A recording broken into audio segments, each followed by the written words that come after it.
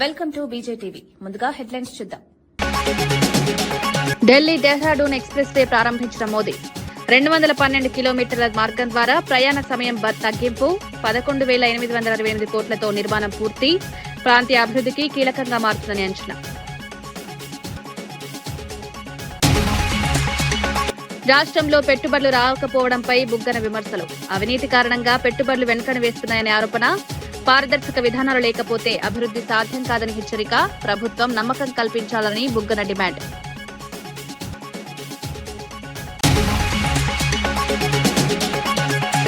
మహిళా బిల్లుపై బీజేపీని ప్రశ్నించిన మంత్రి సీతక్క. కాంగ్రెస్ కాలంలోనే బిల్లు ప్రవేశపెట్టిన విషయాన్ని గుర్తు. బీజేపీకి మహిళలపై నిజమైన చిత్తశుద్ది లేదని విమర్శ. మహిళల కోసం కాంగ్రెస్ కట్టుబడి ఉందని స్పష్టం.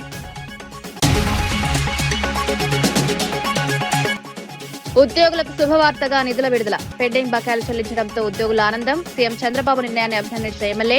ప్రభుత్వ ఉద్యోగుల సంక్షేమానికి కట్టుబడి ఉందని వ్యాఖ్య.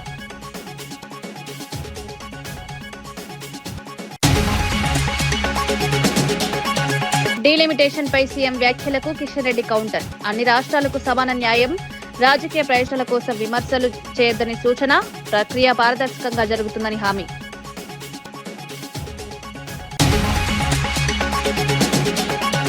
డిప్యూటీ సీఎం భట్టి విక్రమార్క కాంగ్రెస్ ప్రభుత్వ తీరును సమర్థించారు.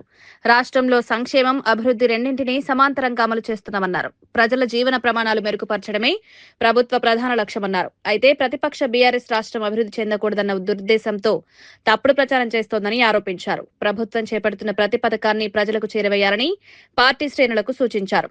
ఖమ్మం జిల్లా కాంగ్రెస్ కు బలమైన కంచుకోటగా నిలుస్తుందని ధీమా వ్యక్తం చేశారు. ప్రజలు వాస్తవాలను గుర్తించి ప్రభుత్వానికి మద్దతునిస్తున్నారన్నారు. అభివృద్ధి పనులను అడ్డుకునే ప్రయత్నాలు విఫలమవుతాయని స్పష్టం చేశారు. భారత రాజ్యాంగం హక్కుల్ని దాన్ని కాపాడుకుంటూ కాంగ్రెస్ పార్టీ నాయకత్వంగా పనిచేయాలనేటువంటి ఆలోచనతో వారు ప్రమాణం చేపించారు. చేసినటువంటి ప్రమాణాన్ని ఒమ్ము చేయకుండా ఈరోజు ఈ బాధ్యతలు చేపడుతున్నటువంటి ప్రతి ఒక్కరు కూడా ఆ దిశలో కాంగ్రెస్ పార్టీ అభివృద్ధి కోసం, ప్రజా సంక్షేమం కోసం పనిచేయాలని చెప్పి మనస్ఫూర్తిగా మీ అందరినీ కోరుతూ ఈ బాధ్యతలు పొందుతున్నటువంటి మీ అందరికీ నా హృదయపూర్వకమైనటువంటి అభినందనలు కూడా తెలియజేస్తా ఉన్నాను. కారణం, ఈరోజు మీరు పొందేటువంటి పదవులు ఆషామాషి పదవులు కాదు.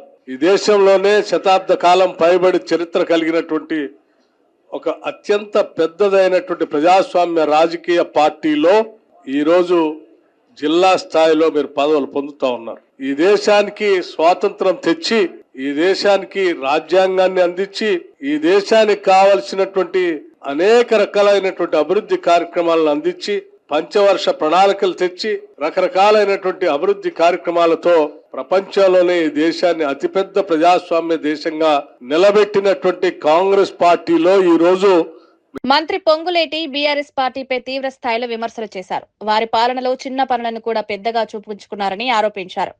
కానీ కాంగ్రెస్ ప్రభుత్వం పెద్ద పనులు చేసిన ప్రచారం చేయకుండా ప్రజలకు సేవ చేస్తుందన్నారు. మరోసారి అధికారంలోకి రామెల్లమని తెలిసి బీఆర్ఎస్ నేతలు ఆందోళనతో వ్యవహరిస్తున్నారని వ్యాఖ్యానించారు. ప్రజలు గత పాలనను గుర్తుపెట్టుకుని సరైన నిర్ణయం తీసుకుంటారన్నారు. కాంగ్రెస్ ప్రభుత్వం పారదర్శకంగా పనిచేస్తోందన్నారు. అభివృద్ధి, సంక్షేమం రెండింటినీ సమానంగా అమలు చేస్తున్నామని వివరించారు. ప్రతిపక్షాలు చేస్తున్న ఆరోపణలు అసత్యమని పేర్కొన్నారు. మనందరి మీద ఉంది. దాన్ని దృష్టిలో పెట్టుకొని కాంగ్రెస్ కుటుంబ సభ్యులమైన మనందరం భవిష్యత్తులో మనం చేసే పనిని ఆనాటి ప్రభుత్వం గోరంత చేస్తే కొండంత చెప్పుకున్నారు.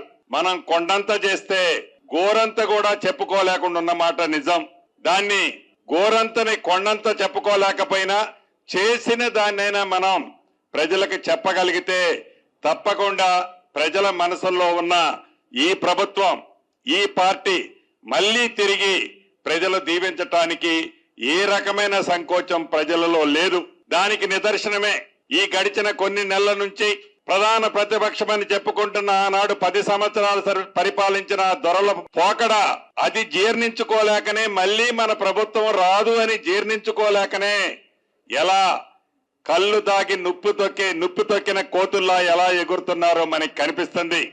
అయినా కూడా ఎక్కడ కాంగ్రెస్ శ్రేణులు, కాంగ్రెస్ కుటుంబ సభ్యులు తగ్గకుండా వారికి తిరిగి గిఫ్ట్ ఇవ్వడానికి సిద్ధంగా ప్రజలున్నారు. అది మీ అందరికీ తెలుసు కాబట్టి మళ్ళీ మిమ్మల్ని అడిగేది, చేసిన ప్రతి కార్యక్రమాన్ని చేయని దాన్ని ఏం చెప్పుకోనక్కర్లా. ఆనాటి ప్రభుత్వం లాగా మాయమాటల నోరు తెరిస్తే మాయమాటలు మనం చెప్పుకోనవసరంలా. చేసిన దాన్ని గనుక చెప్పుకోగలిగితే, చేసిన దాన్ని ప్రజలకు ఇస్తున్న దాన్ని, చేసిన అభివృద్ధిని చెప్పుకోగలిగితే తప్పకుండా. టీపీసీసీ చీఫ్ కేటీఆర్ పై తీవ్ర విమర్శలు చేశారు. పాదయాత్రలు చేసి ప్రజలను మోసం చేయలేరని వ్యాఖ్యానించారు. ముందుగా కవిత లేవనెత్తిన ప్రశ్నలకు సమాధానం చెప్పాలని సవాల్ విసిరారు. బీఆర్ఎస్ పాలనలో అనేక అవకతవకలు జరిగాయని ఆరోపించారు. 10 ఏళ్ల పాలనలో ప్రజలు ఇబ్బందులు పడ్డారని పేర్కొన్నారు. ఇప్పుడు ప్రజల మద్దతు కాంగ్రెస్ కే ఉందన్నారు. కేటీఆర్ ప్రజలకు నిజాలు చెప్పాలని డిమాండ్ చేశారు. బీఆర్ఎస్ నేతలు ప్రజల నమ్మకాన్ని కోల్పోయారని విమర్శించారు.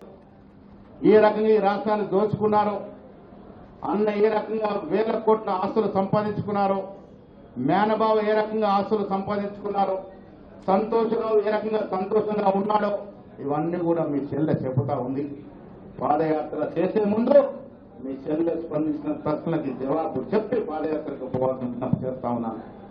రాష్ట్రాన్ని అడ్డగాలుగా దోచుకొని ఇలా సోషల్ మీడియాని అడ్డం పెట్టుకుని పెద్దలు విక్రమార్క చెప్పినట్టుగా కాంగ్రెస్ పార్టీని బదనాం చేసే ప్రయత్నం చేస్తా ఉన్నారు. ప్రధాని మోదీ ఢిల్లీ డెహ్రాడూన్ ఎక్స్ప్రెస్ వేను ప్రారంభించారు. సుమారు 11,868 కోట్ల వ్యయంతో నిర్మించిన ఈ ప్రాజెక్టు 212 కిలోమీటర్ల పొడవు కలిగి ఉంది. ఈ ఎక్స్ప్రెస్ వే ద్వారా 6 గంటల ప్రయాణం కేవలం 2 గంటలకు తగ్గింది. ప్రయాణ సౌకర్యాలు మెరుగుపడి ఆర్థిక అభివృద్ధికి దోహదపడుతుందని అధికారులు తెలిపారు. ఈ ప్రాజెక్టు ప్రాంతీయ అభివృద్ధికి దారితీస్తుందని భావిస్తున్నారు. రవాణా సౌలభ్యం పెరగడంతో వాణిజ్య కార్యకలాపాలు వేగవంతమవుతాయని అంచనా వేస్తున్నారు. మౌలిక వసతుల అభివృద్ధిలో ఇది కీలక అడుగుగా పేర్కొన్నారు. मुख्यमंत्री और उप मुख्यमंत्री भी उनके साथ इस वक्त वहां पर मौजूद थे। तो आप तस्वीरों में देख रहे हैं ये एलिवेटेड कॉरिडोर जो करीब करीब 12 किलोमीटर का है। यहाँ से कितना खूबसूरत दृश्य, जब आप इस एक्सप्रेसवे पर जाएंगे तो आपके लिए एक बहुत ही अलग अनुभव होगा। और आप पढ़ पा रहे होंगे ये दिल्ली देहरादून इकोनॉमिक कॉरिडोर और गणेशपुर और आशा रोडी के बीच में जो वाइल्ड लाइफ कॉरिडोर बनाया गया है 18 किलोमीटर लंबा हिस्सा है। और जैसा कि हम लगातार अपने एक्सपर्ट्स के साथ बात कर रहे हैं, NHAI और वर्ल्ड जो wild life institute of India है इसको साथ में लेकर के इस पूरे प्रोजेक्ट को कंसीव किया गया। और अंडरपास का उपयोग कैसे किया जाए, वन्यजीव कैसे इस अंडरपास का उपयोग कर पाएं, जो वन्य प्रजातियां हैं वो अंडरपास का उपयोग कैसे कर पाएं, और जो प्रभावशीलता है इस पूरे के पूरे प्रोजेक्ट की उसको देखने के बाद ये जो पूरा वन क्षेत्र है, जो बाघ, हाथी, ग्रेटर हॉर्नबिल और किंग कोबरा जैसी जो कुछ लुप्तप्राय प्रजातियां हैं वो भी यहाँ पर पाई जाती हैं बड़ी संख्या में। और गणेशपुर और आशा रोडी के बीच में जो 20 किलोमीटर लंबा कुल एरिया है, इस हिस्से में जहां पर प्रधानमंत्री इस वक्त व्यू पॉइंट देख रहे हैं वो करीब 10.97 किलोमीटर लंबा अंडरपास है। उस अंडरपास के बिल्कुल करीब जहां पर व्यू पॉइंट बनाया गया है। और खास तौर पर కేంద్ర మంత్రి కిషన్ రెడ్డి డీలిమిటేషన్ అంశంపై స్పందించారు. సీఎం రేవంత్ రెడ్డి వ్యాఖ్యలు సరికావని పేర్కొన్నారు. అన్ని రాష్ట్రాలకు సమాన న్యాయం జరగాలన్నదే కేంద్ర ప్రభుత్వ లక్ష్యమని స్పష్టం చేశారు. రాజకీయ ప్రయోజనాల కోసం విమర్శలు చేయడం సరైంది కాదన్నారు. దేశవ్యాప్తంగా సమతుల ప్రాతినిధ్యం కల్పించడమే ప్రధాన ఉద్దేశమని తెలిపారు. ప్రజల్లో అపోహలు సృష్టించకూడదని సూచించారు. డీలిమిటేషన్ ప్రక్రియ పారదర్శకంగా జరుగుతుందన్నారు. ఎందుకంటే ఈరోజు 70 కోట్ల మంది మహిళలకు సంబంధించినటువంటి ఆత్మగౌరవము, మహిళలకు సంబంధించినటువంటి హక్కులు, అభివృద్ధిలో వాళ్ళకు సమాన ప్రాధాన్యత కల్పించి, భాగస్వామ్యం కల్పించి ముందుకు తీసుకెళ్లాలనేటువంటి ప్రయత్నము ఈరోజు జరుగుతూ ఉంది. గత 50 సంవత్సరాలుగా దీనిపైన చర్చ జరుగుతూ ఉంది. అనేక పార్టీలు, సంస్థలు, అనేక మంది మేధావులు దీనిపైన డిమాండ్ చేస్తూన్న వచనం మనకు తెలుసు. అనేక సార్లు లోక్సభ, రాజ్యసభలో కూడా దీనిపైన చర్చ జరిగింది. 2010లో కాంగ్రెస్ పార్టీ అధికారంలో ఉన్నప్పుడు రాజ్యసభలో బిల్లు కూడా పాస్ అయింది. చివరకు అనేక కారణాలతో ఆ యొక్క బిల్లు కార్యరూపం దాల్చలేదు. ఇది ప్రజాస్వామ్య శక్తికి, ఎందుకంటే 50% జనాభా మన దేశంలో మహిళలు ఉన్నారు. కాబట్టి ఆ మహిళలకు ఆత్మగౌరవానికి, మహిళలకు సంబంధించినటువంటి ఒక రాజకీయపరమైనటువంటి విశ్వాసం కల్పించేటువంటి ప్రక్రియ ఈ 33% రిజర్వేషను. ఇది దేశ ప్రజాస్వామ్య వ్యవస్థకు ఒక కొత్త శక్తిని కల్పిస్తుందనే విషయంలో మరి ఏ రకమైనటువంటి అనుమానం లేదు. ఇది కేవలం ఒక చట్టం కాదు, మహిళా సాధికారతకు వేస్తున్నటువంటి ముందడుగని ఈ సందర్భంగా మనవి చేస్తా ఉన్నాను. బీహార్ రాజకీయాల్లో కీలక పరిణామం చోటు చేసుకుంది. శాసనసభాపక్ష సమావేశం అనంతరం సామ్రాట్ చౌదరిని ముఖ్యమంత్రిగా ఎన్నుకున్నారు. బీసీ వర్గానికి చెందిన నాయకుడిగా ఆయన ఎంపిక ప్రాధాన్యత సంతరించుకుంది. రేపు ముఖ్యమంత్రిగా ప్రమాణ స్వీకారం చేయనున్నట్లు అధికారికంగా ప్రకటించారు. ఈ నిర్ణయం రాష్ట్ర రాజకీయ సమీకరణాలను ప్రభావితం చేసే అవకాశం ఉంది. పార్టీ లోపలి చర్చల అనంతరం ఈ నిర్ణయం తీసుకున్నట్లు సమాచారం. కొత్త ప్రభుత్వంపై ప్రజల్లో ఆసక్తి నెలకొంది. సామ్రాట్ చౌదరి నాయకత్వంలో పాలన ఎలా ఉంటుందో చూడాలి.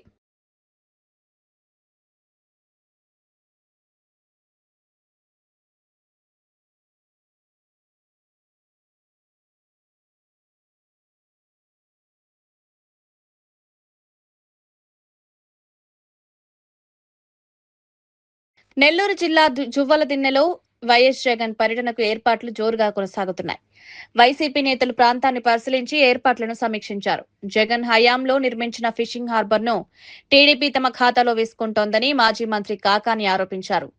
బోట్ల విడుదలలో టీడీపీ నేతల జోక్యం ఉందని విమర్శించారు. హార్బర్ లో సాగర్ డిఫెన్స్ కంపెనీ ఏర్పాటుపై కూడా వైసీపీ అభ్యంతరం వ్యక్తం చేసింది. మిగిలిన పనులను పూర్తి చేయడంలో ప్రభుత్వం విఫలమైందని ఆరోపించారు. ఈ పర్యటనతో రాజకీయ ఉద్రిక్తత పెరిగే అవకాశం ఉంది. వాళ్ళకది సరిపోదు, దాన్ని మరలా విస్తరించాలనేటువంటి ఆలోచన చేస్తున్నటువంటి నేపథ్యంలో జగన్మోహన్ రెడ్డి గారు కూడా స్పష్టంగా ఇది ఫేజ్ 1, తర్వాత దీన్ని విస్తరిస్తామని చెప్పినటువంటి పరిస్థితుల్లో ఉన్నటువంటి హార్బర్ని పూర్తి చేయకుండా 10% పనులు పెండింగ్ లో పెట్టి వాళ్ళ దగ్గర నుంచి ఈరోజు బలవంతంగా ప్రైవేటీకరణ చేయడం అనేటువంటిది మత్స్యకారులు జీర్ణించుకోలేకపోతున్నారు. దాని మీద అనేక రకాలైనటువంటి ఈ మధ్య లోకేష్ గారు రావడం, దానికి సంబంధించి ఆయన శంకుస్థాపన చేయడం, శంకుస్థాపన చేసిన రోజే మత్స్యకారులు ప్రాణాలకు తెగించి తీసుకొచ్చి పార్క్ చేసినటువంటి కరైకల్ బోట్లు 4 బోట్లు ఉంటే వాటిని పంపించేయమని ఆదేశాలు ఇచ్చడం, పంపించడం జరిగింది. ఈరోజు తెలుగుదేశం పార్టీకి సంబంధించినటువంటి నాయకుల జోక్యంతోనే బోట్లు తరలి వెళ్ళాయి. కాబట్టి ప్రభుత్వం ఈరోజు మొక్కుబడిగా మత్స్యకారులు ఇటు ప్రైవేటీకరణ గురించి కానీ బోట్ల తరలింపు విషయంలో కానీ ఆగ్రహం వ్యక్తం చేస్తున్నారు. కాబట్టి అనేక రకాలైనటువంటి ప్రయత్నాలు చేయడం. ఇన్ని రోజులు ఈ ప్రభుత్వానికి మత్స్యకారులు గుర్తురాలే, మంత్రులకు మత్స్యకారులు గుర్తురాలే, అధికారులకు మత్స్యకారులు గుర్తురాలే, కలెక్టర్ గారికి, ఎస్పీ గారికి మత్స్యకారులు గుర్తురాలే. ఈ రోజు ఏదైతే సమస్య వచ్చిందో, వైఎస్ఆర్ కాంగ్రెస్ పార్టీ అండగా నిలిచిందో, జగన్మోహన్ రెడ్డి గారికి ఇక్కడికి వచ్చి వాళ్ళని అండదండలు అందిస్తానని చెప్పాడో ఆ రోజు నుంచే ఈ కార్యక్రమం ప్రారంభమైంది. మంత్రి వెంకటరెడ్డి మహిళా రిజర్వేషన్ బిల్లుకు కాంగ్రెస్ పూర్తి మద్దతు ప్రకటించారు. అయితే ఈ బిల్ పేరుతో డీలిమిటేషన్ తీసుకురావాలని బీజేపీ ప్రయత్నిస్తోందని ఆరోపించారు. డీలిమిటేషన్ వల్ల ఉత్తరాది ఆధిపత్యం పెరిగే ప్రమాదం ఉందన్నారు. దక్షిణాది రాష్ట్రాలకు అన్యాయం జరిగితే పోరాటం చేస్తామని హెచ్చరించారు. ఎన్నికల కోడ్ అమల్లో ఉన్నప్పుడు పార్లమెంట్లో చట్టాలు చేయడం సరైంది కాదని పేర్కొన్నారు. మహిళలకు న్యాయం చేయాలని, రాజకీయ ప్రయోజనాల కోసం బిల్లులను వాడకూడదని సూచించారు. సోనియా గాంధీ, ఇందిరాగాంధీ, మీరా కుమార్ రాష్ట్రపతులుగా ఎంతోమంది మహిళలు చేసిన కాంగ్రెస్ పార్టీ ఈరోజు మా కోరిక నెరవేరింది. ఒకటే నష్టమైందంటే ఆయన 50% సీట్లు పెంచాలి, దానికి దక్షిణ భారతానికి పూర్తి అన్యాయం జరిగి వాళ్ళు మా ఓట్లు అవసరం లేకుండా అక్కడ నార్త్ ఇండియా 600 సీట్లల్లో వాళ్ళకు కావాల్సిన 450 అయితే గవర్నమెంట్ ఎప్పుడు మేమే అధికారంలో ఉండొచ్చని పార్లమెంట్ ఎన్నికల కోడ్ ఉన్నది. ఇప్పుడు బీహార్లో పోలింగ్ ఉన్నది, తమిళనాడులో పోలింగ్ ఉన్నది. అసలు పార్లమెంట్లో కొత్త చట్టాలు తీసుకురాకూడదు. అయినా మహిళా బిల్లు ఉంది కాబట్టి దానికి కాంగ్రెస్ పార్టీ సపోర్ట్ అని చెప్పి దొంగచాటుగా ఆ బిల్లు తీసుకొచ్చింది. దాంతో దక్షిణ భారతదేశానికి అన్యాయం జరుగుతుంది. నిన్న మొత్తం కూడా ముఖ్యమంత్రి మంత్రులను కూర్చొని మాట్లాడుకున్నాం. మళ్ళీ రేపు పోయిన తర్వాత మళ్ళీ మాట్లాడుకొని తప్పకుండా దక్షిణ భారతదేశమే దేశానికి సగం కాంట్రిబ్యూషన్ 5 జీడిపి మనం కాంట్రిబ్యూట్ చేస్తున్నాం. కర్ణాటక అలాంటి మన రాష్ట్ర సౌత్ ఇండియాకు అన్యాయం జరిగితే తప్పకుండా పోరాటం చేస్తాం. మంత్రి అచ్చెన్నాయుడు అంబేద్కర్ జయంతి సందర్భంగా నివాళులర్పించారు. అంబేద్కర్ ఒక వ్యక్తి మాత్రమే కాదు, మహాశక్తి అని పేర్కొన్నారు. దేశంలోని ప్రతి పౌరుడికి సమాన హక్కులు కలిగించే రాజ్యాంగాన్ని అందించిన మహనీయుడని కొనియాడారు. కులం, మతం తేడా లేకుండా అందరికీ న్యాయం జరిగేలా వ్యవస్థను రూపొందించారన్నారు. శ్రీకాకుళం జిల్లాలో ఆయన విగ్రహానికి పూలమాలలు వేసి నివాళులర్పించారు. అంబేద్కర్ ఆశయ సాధన కోసం కృషి చేస్తామని హామీ ఇచ్చారు. సమాజంలో సమానత్వం నెలకొల్పడమే లక్ష్యమన్నారు. ఎన్డీఏ ప్రభుత్వం అన్ని విధాలా సహకరిస్తుంది. ఈ రోజు ప్రతి దళిత కుటుంబంలో ఒక వ్యక్తి ఒక ఎంటర్ప్రెన్యూర్ గా ఉండాలి, ఒక పారిశ్రామికవేత్తగా తయారవ్వాలి. అందుకే అన్ని రంగాల్లో మీకు ఎక్కడైనా సరే ఒక పారిశ్రామిక వాడుంటే అక్కడ దళితులకి రిజర్వేషన్స్ ఇస్తే స్థలాలు ఇస్తున్నాం. వారికి ఒక ఇండస్ట్రీ పెట్టుకుంటే వాళ్ళకి పారితోషికాలు ఇస్తున్నాం. ఎన్నో సంవత్సరాల నుంచి బాకీలు ఉన్నటువంటి డబ్బులు కూడా ఇచ్చి వారికి అన్ని విధాల ప్రోత్సహిస్తున్నాం. దాన్ని కూడా ప్రతి ఒక్కరూ ఉపయోగించుకోవాలి. ఈరోజు మీరు పారిశ్రామికవేత్తలు తయారవ్వడమే కాదు, మీరు ఒక 10 మందికి ఉద్యోగాలు ఇచ్చే స్థాయికి ఎదగాలి. దానికి మనసా వాచ కర్మన ఈ ప్రభుత్వం చిత్తశుద్ధితో పనిచేస్తుందని చెప్పి తెలియజేస్తున్నాను. ఈరోజు విద్యార్థులకి రెసిడెన్షియల్ స్కూల్స్ ఉన్నాయి, కానీ హాస్టల్స్ ఉన్నాయి. ఎక్కడికి వెళ్ళినా సరే కనీసమైనటువంటి సదుపాయాలు లేవు. మొన్నే ముఖ్యమంత్రి గారు చెప్తున్నారు, ఈ రాష్ట్రంలో ఏ రెసిడెన్షియల్ స్కూల్కి వెళ్ళినా, ఏ హాస్టల్కి వెళ్ళినా తాగడానికి నీళ్లు కూడా లేవు. చాలా స్కూల్స్లో మినరల్ వాటర్ ప్లాంట్స్ కూడా లేవు. అందుకే స్పష్టంగా ముఖ్యమంత్రి గారు ఆదేశాలు ఇచ్చారు, రేపు వేసవి సెలవుల తర్వాత స్కూల్స్ అన్నీ ఓపెన్ అయ్యే సమయానికి అన్ని హాస్టల్స్ బాగవ్వాలి, అన్ని రెసిడెన్షియల్ స్కూల్స్ బాగవ్వాలి. ప్రతి హాస్టల్లో స్వచ్ఛమైనటువంటి మినరల్ వాటర్ ద్వారా నీరు ఇవ్వాలని స్పష్టంగా ఆదేశాలు ఇచ్చి ముందుకెళ్తున్న విషయం కూడా ఈరోజు సంతోషంగా మీ అందరికీ తెలియచేస్తున్నాను. మీరు తప్పనిసరిగా అంబేద్కర్ ఆశయాలకు అనుగుణంగా మనందరం కృషి చేద్దాం. ఇప్పుడే పెద్దల నరసింహ గారు చెప్పారు, అనేక పథకాలు ఉండే. సోషల్ వెల్ఫేర్ డిపార్ట్మెంట్ ద్వారా స్వయం ఉపాధి పథకాలు ఉండే, చదువుకోవడానికి సహాయం చేసేవాళ్ళం. అదేవిధంగా ఎవరైనా ఇంటర్ క్యాస్ట్ మ్యారేజ్ చేసుకున్నా డబ్బులు ఇచ్చేవాళ్ళం. ఇవన్నీ ఉండే. గత 5 సంవత్సరాలు ఈ వ్యవస్థలన్నీ, రాజకీయం మాట్లాడదలుచుకోలేదు కానీ తప్పదు చెప్పవలసింది, అన్నీ ఆగిపోయాయి. ఇప్పుడు అవన్నీ మళ్ళీ కొనసాగించడానికి ప్రయత్నం చేస్తున్నాం. ఎంత బాధ కలుగుతుందంటే, రాజకీయాల్లో ఉంటాం పోతాం, అధికారం వస్తుంది కానీ ఒక వ్యక్తిని ఎప్పుడూ కించపరచకూడదు. చంద్రబాబు నాయుడు గారు ముఖ్యమంత్రిగా ఉండపాడు మన రాజ్యాంగ నిర్మాత బాబాసాహెబ్ అంబేద్కర్ పేరు మీద విదేశీ విద్య అని ఒక బ్రహ్మాండమైనటువంటి కార్యక్రమం పెట్టారు. ఎవరైనా సరే ఎస్సీ ఎస్టీస్ కానీ బాగా చదువుకోవడానికి అమెరికా, రష్యా ఎక్కడికైనా వెళ్తే ప్రభుత్వమే డబ్బులు ఇచ్చి చదివించినటువంటి ఒక బ్రహ్మాండమైనటువంటి కార్యక్రమాన్ని 2014-19లో అమలు చేశాం. దురదృష్టవశాత్తు ప్రభుత్వం మారిన తర్వాత పథకం ఆపేసినా పర్వాలేదు, లేకపోతే దానివల్ల సహాయం చేయకపోయినా పర్వాలేదు. ఎమ్మెల్యే వరదరాజులు రెడ్డి ఉద్యోగులకు శుభవార్త తెలిపారు. గత జగన్ ప్రభుత్వంలో ఉద్యోగులు తీవ్ర ఇబ్బందులు ఎదుర్కొన్నారని విమర్శించారు. పెన్షనర్లు, గ్రాట్యుటీ, ఏపీజీఎల్ఐ, ఏపీజీఎఫ్ నిధుల విడుదలపై హర్షం వ్యక్తం చేశారు. సీఎం చంద్రబాబు పెండింగ్ బకాయిలను విడుదల చేయడం అభినందనీయమన్నారు. 7,538 కోట్ల నిధులు విడుదల కావడం ఉద్యోగులకు ఊరట కలిగించిందని పేర్కొన్నారు. ఈ నిర్ణయం వల్ల ఉద్యోగుల్లో నమ్మకం పెరుగుతుందని తెలిపారు. ప్రభుత్వం ఉద్యోగుల సంక్షేమానికి కట్టుబడి ఉందన్నారు. వాళ్ళకు gratuity, APGL, GIL, APGF, surrender leave, పోలీసులకు సరెండర్ లీవ్, ఇవన్నీ కూడా ఇవ్వడం జరిగింది. కాబట్టి ప్రభుత్వము ఎప్పుడు కూడా చంద్రబాబు నాయుడు గారు అనే ముఖ్యమంత్రి గారు ప్రభుత్వ ఉద్యోగస్తులు బాగా కష్టపడి రాష్ట్రాభివృద్ధిని ముందుకు తీసుకుపోయే పరిస్థితిలో నిరంతరము వారి సేవలు అందిస్తున్నారు. కాబట్టి అన్ని రకాల ప్రభుత్వ ఉద్యోగులకు ప్రథమ ప్రాధాన్యం ఇవ్వడం అనేది జరుగుతుంది. మొట్టమొదటి నుంచి కూడా ఆయన 1994-95లో ముఖ్యమంత్రి అయినప్పటి నుంచి కూడా ప్రత్యేకమైన శ్రద్ధ తీసుకొని ఉద్యోగస్తులందరి మీద వారు చేసే పనికి తగిన ఫలితాన్ని ఇవ్వాలనే ఆలోచనతో ఎప్పుడు కూడా ఆయన ముఖ్యమంత్రిగా దాదాపు సుమారుగా 15-18 సంవత్సరాల నుంచి ఆయన అటువంటి ఆలోచన ధోరణితోనే ఉద్యోగుల యొక్క విషయంలో ఉంటున్నాడు. మాజీ మంత్రి బుగ్గన రాజేంద్రనాథ్ రెడ్డి పెట్టుబడుల అంశంపై తీవ్ర వ్యాఖ్యలు చేశారు. రాష్ట్రంలో పెట్టుబడులు రావడం లేదని ఆరోపించారు. పెట్టుబడులు ఎందుకు రావడం లేదో పరిశీలిస్తే స్థానికంగా అవినీతి పరిస్థితులు ఉన్నాయన్నారు. చిన్న పనులు చేయాలన్న ఎమ్మెల్యేలకు డబ్బులు ఇవ్వాల్సి వస్తుందని స్థానికులు చెప్తున్నారన్నారు. పెట్టుబడులు రావాలంటే పెట్టుబడిదారులకు నమ్మకం కల్పించాల్సిన బాధ్యత ప్రభుత్వంపై ఉందన్నారు. పారదర్శక విధానాలు లేకపోతే పెట్టుబడులు రావని హెచ్చరించారు. నిజం చెప్తున్నా, నేను కొంతమందితో విచారించిన ఈ మధ్య కాలంలో ఇదంతా జరిగేటప్పుడు ఏం జరుగుతుంది అక్కడ అని చూస్తే ఏమన్నారంటే, అక్కడ గుంటూరులో, విజయవాడలో ఏమన్నారంటే, అసలు ఇక్కడ పరిస్థితులు ఎట్లున్నాయంటన్నా వాళ్ళు అన్నారు నాకు, స్థానికులు. ఇంకా నేను విచిత్రం చెప్తా, స్థానికులు అక్కడ ఉన్న చౌదరీస్ అన్నారు నాకు ఏం తెలుసునా అధ్వానమైన పరిస్థితి అన్న లేఅవుట్ వేసే లోపల నాన్ కన్వర్షన్ కావాలంటే ఎమ్మెల్యేకి ఇవ్వాలి, లాస్ట్కు పునాది రాయేస్తే ఎమ్మెల్యేకి ఇవ్వాలి, ఏ పని చేయాలన్నా కూడా ఎమ్మెల్యేకి పోయి ఇచ్చుకోవాలి.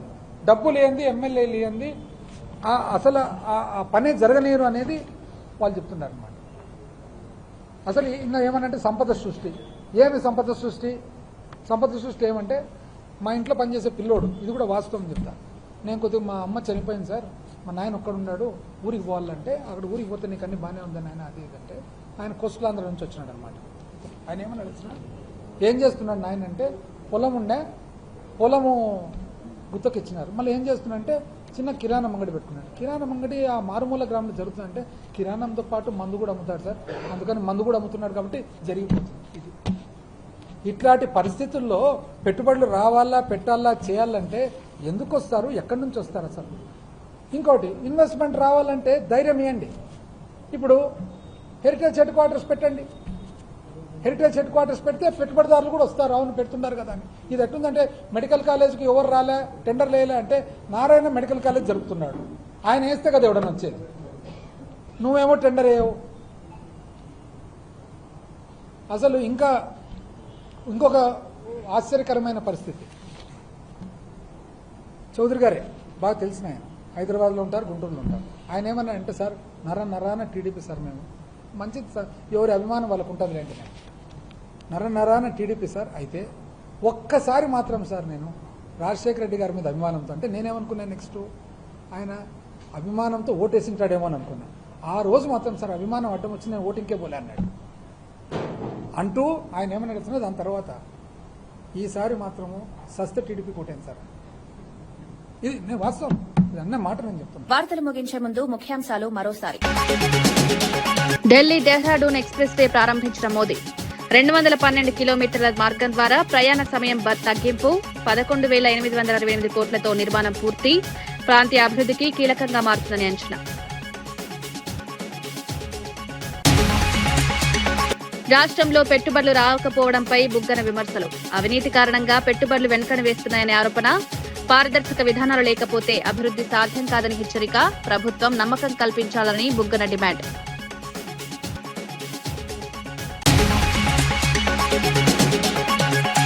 మహిళా బిల్లుపై బీజేపీని ప్రశ్నించిన మంత్రి సీతక్క, కాంగ్రెస్ కాలంలోనే బిల్లు ప్రవేశపెట్టిన విషయాన్ని గుర్తు, బీజేపీకి మహిళలపై నిజమైన చిత్తశుద్ది లేదని విమర్శ, మహిళల కోసం కాంగ్రెస్ కట్టుబడి ఉందని స్పష్టం.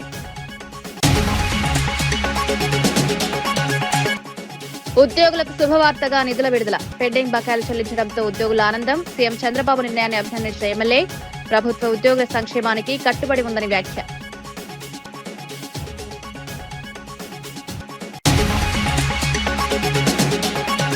డీలిమిటేషన్ పై సీఎం వ్యాఖ్యలకు కిషన్ రెడ్డి కౌంటర్, అన్ని రాష్ట్రాలకు సమాన న్యాయం, రాజకీయ ప్రయోజనాల కోసం విమర్శలు చేయొద్దని సూచన, ప్రక్రియ పారదర్శకంగా జరుగుతుందని హామీ.